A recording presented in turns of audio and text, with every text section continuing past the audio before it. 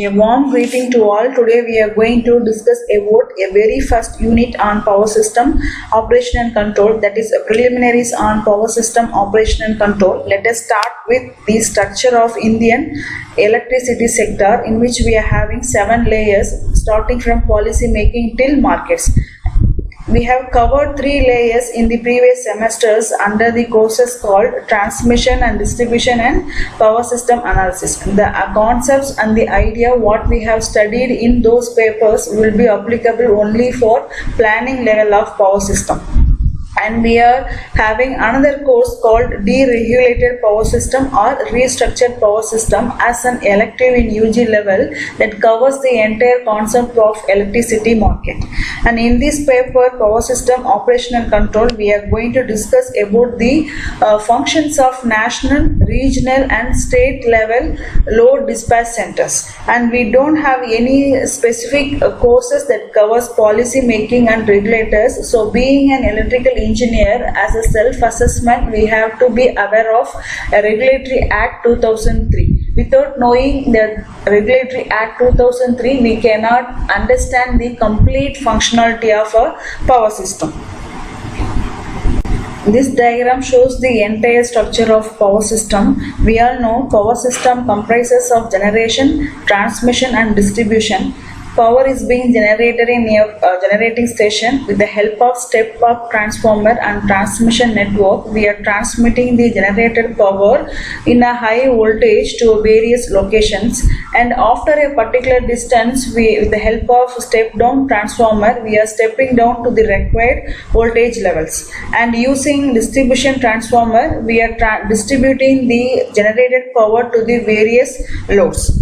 And our duty in such power system is to monitor and control the various components of power system. While doing such monitoring and control actions, we have to ensure that we are having good efficiency, economy and security. Security in the sense we have to maintain stability of a power system, and we have to monitor voltage, current, frequency, real power and reactive power. And we have to have a control on voltage, frequency, real power and reactive power. And all such monitoring and control actions will be carried out at a place called control center. There we are having one computer in which we are going to collect all the monitored parameters, and we are going to have an operation on those parameters. And if we want to have a control, and we can pass the instructions to the different power operators who are working at various transmission and distribution substations. And it is very tough to make our presence physically at different remote locations to have a measurements of different various power system parameters. In order to have such measurements, we have employed sensor devices at different locations that will measure voltage, real power, reactive power, frequency, and also we are in need of status of circuit breaker as well as the relays.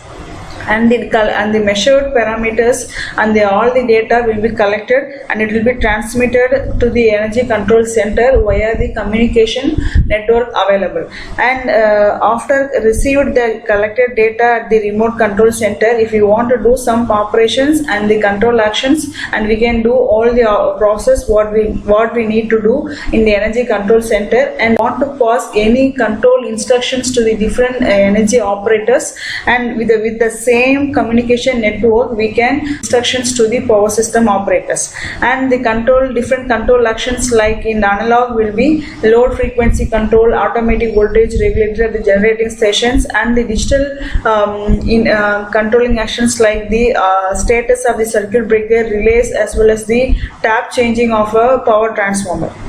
And all things can be carried out only by the operators who is working at the energy control center.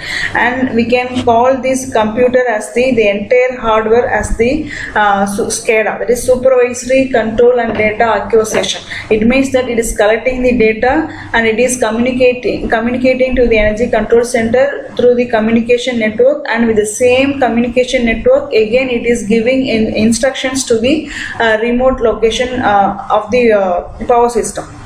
and the entire process we can say as the SCADA. It is having the data collection as well as it is having the control on the physical parameters, so that we are calling this as the SCADA. It is available in the energy control center, so that is what we are calling that as a computer. It is nothing but the SCADA is nothing but the hardware. On top of it we are going to apply a software in order to have some in order to do some control actions.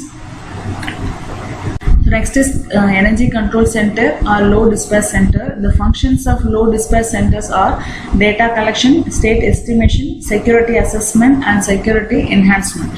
The very first thing is data collection. We have to collect analog and digital data from power system, and we have to pass this to energy control center through a communication network available. So the very first thing is data collection. So we are measuring voltage, current, real power and reactive power. These measured parameters are the steady state value. So in next step, the state estimation, with the help of this measured steady state value, we are going to compute voltage and phase angle at different bus bars by applying some iterative algorithm like weighted least square estimation. So second step is state estimation, in which we are calculating voltage and phase angle. And remember, these voltage and phase angle calculations are entirely different from the voltage and phase angle calculations what we have done in load flow analysis by employing Gauss-Seidel, Newton-Raphson and Fasti-Coupled method. And those calculations are mandatory at the time of planning of power system, but whereas these voltage and phase angle calculations are required at the time of operation of power system. So these calculations are entirely different from those calculations. So after calculating this voltage and phase angle, we have to go for further steps. And remember, this voltage and phase angle calculation cannot be done altogether by using SCADA. By using SCADA, we can do only the magnitude of different bus bar voltages. We cannot calculate phase angles of bus bar voltages. It means that by the help of state estimation, we can do only the steady state analysis. If we want to do a transient analysis, or if we want to calculate phase angle of different bus bar voltages, we have to replace the entire state estimation by means of phasor measurement unit, PMU. And that is a synchro phasor. By applying that synchro phasor, we can, by replacing the SCADA and state estimation, we can do a calculation of voltage as well as phase angle, because it will take samples of nearly 48 per second. It is more advantage than the SCADA. So after calculating voltage and phase angle, we have to go for third step is called security assessment, and we in which we have to compare the calculated value with the limits. So the third step is security assessment. We are comparing with the limits. If it is within the limit, we can say the system is secure. If not, if any of the parameter or value is violating the limit, we can say the system is insecure. It means that we have to do some controlling actions in order to bring back the power system to a secure condition. So after ensuring the security in the third level, only then we have to move on to the fourth level. The fourth level is to remove some of the transmission lines or some of the generators from the working power system. It means we are not going to do such outages physically. With the help of some simulation and software, we are going to do such analysis. That outage is called contingency analysis. And after removing transmission lines or some generators from the operating power system by using software, in simulation, we have to check for the limits. So the last step one is security enhancement, and after removing some of the transmission lines and generators, that is outage, we have to check for the limits.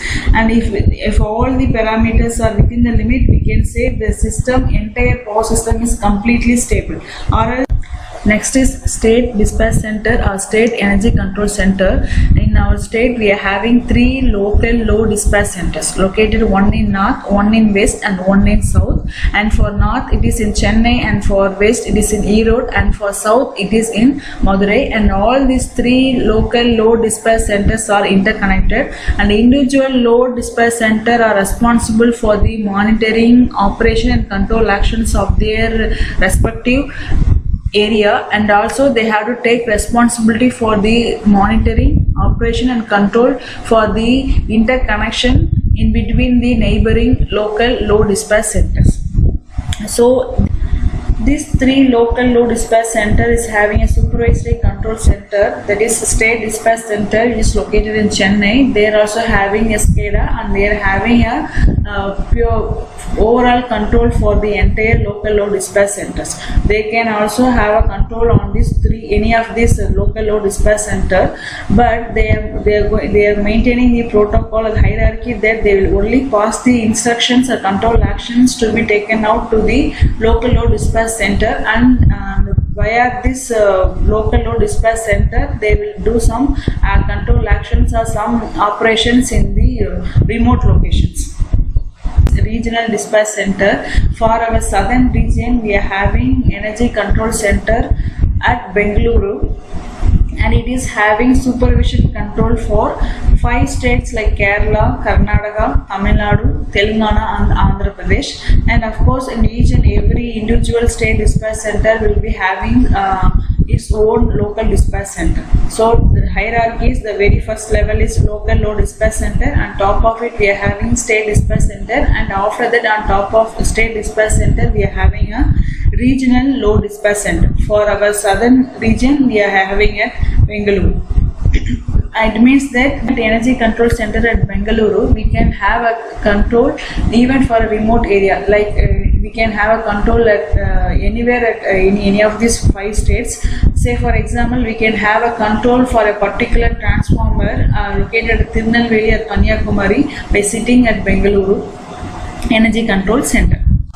The functions of regional load dispatch center, the very first thing is they have to maintain a balance between power generation and power demand, and after that they have to monitor the entire 5 states transmission, and there is grid operations, and then they have to do a supervisory and control actions on the entire southern grid. And next is energy dispatch center or energy control center. In a hierarchy, at the bottom level we are having a local load dispatch center for every state. This local load dispatch center will be having supervisory control located at a load dispatch center, and this load dispatch center will be having supervisory control located at the regional load dispatch center. And for our state we are having a load dispatch center for state in Chennai, and we are having supervisory control for regional wise at Bengaluru. And likewise we are having 5 regional grids starting from northern, eastern, northeastern, southern and western, and all these 5 regional grids are having the entire supervisory control at National Dispatch Center, which is located at New Delhi. Functions of National Load Dispatch Center. The very first function is supervision over the regional load dispatch centers, and they have to schedule and dispatch the power over inter-regional links. It means they are also having responsibility for the operations happening in between the regional grids, and after that they have to monitor the operations, and as well as they have to ensure the security of the entire national grid, and they have to monitor and have to coordinate with the regional load dispatch centers in order to ensure the power balance throughout the entire nation. We'll see the formation of national grid. Initially we had 5 regional grids operating at 5 different frequencies: northeastern, eastern, western, northern and southern regional grid. In October 1991, the northeastern grid is synchronized with east grid, and in March 2003, the west grid is connected with east and northeastern grid and named as central grid. This synchronization happened due to some problem occurred in the Gwalior and Agra line, and after 2006, northern grid is been connected with the central grid, and they have named the grid as new grid.